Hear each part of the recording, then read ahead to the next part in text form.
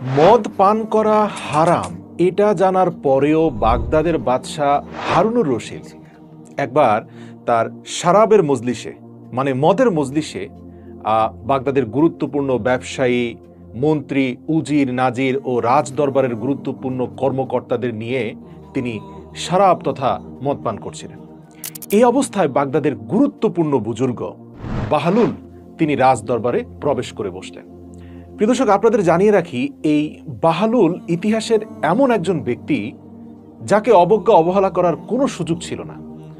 বাদশাহ এত শক্তিশালী এবং এত ক্ষমতাধর হওয়ার পরেও এই বাহলুলকে সহ্য করতে হতো। তিনি এমন একজন বুজুর্গ ছিলেন যাকে সম্মান না করে উপায় নেই। তো বাদশাহ যখন বুঝতে পারলেন তার এই শরাবের মজলিসে রাজ দরবারের ভেতরে বাহলুল একদম জুব্বা আর আলখাল্লা নিয়ে পাগড়ি মাথায় নিয়ে যখন প্রবেশ করলেন, তখন বাদশাহ হারুনুর রশিদ বুঝতেই পারলেন যে আজকে বাহলুল তাকে ইচ্ছা মতো ধোলাই দিবে। তো তিনি আগেভাগে নিজেকে রক্ষা করার জন্য, মদকে হালাল করার জন্য এক নতুন দর্শন বাহলুলের সামনে উপস্থাপন করলেন।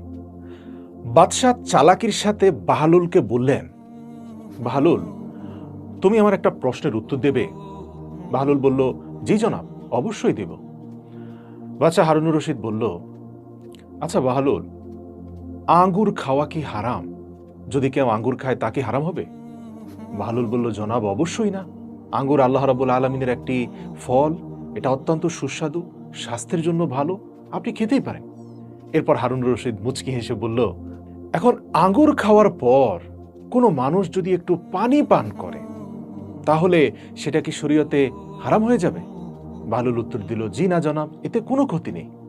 বাদশাহ হারুনুর রশিদ এবার সবার দিকে তাকিয়ে আরেকটু সাহসিকতার সাথে বললেন, এখন যদি ওই ব্যক্তি যে আঙ্গুর খেয়েছে, তারপর পানি খেয়েছে, তারপর গিয়ে দীর্ঘ সময় রোদে বসে থাকে, তাহলে কি কোনো গুনাহ হবে?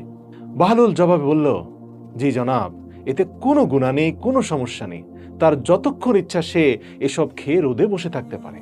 তারপর বাদশাহ হারুনুর রশিদ বললেন, তাহলে বাহলুল, আপনি একজন মহান আলেম, আপনি নিজেই বলুন, এই আঙ্গুর ও পানি যদি কিছুদিন রোদে রেখে দেয়া হয় তাহলে তা কেন হারাম হয়ে যাবে?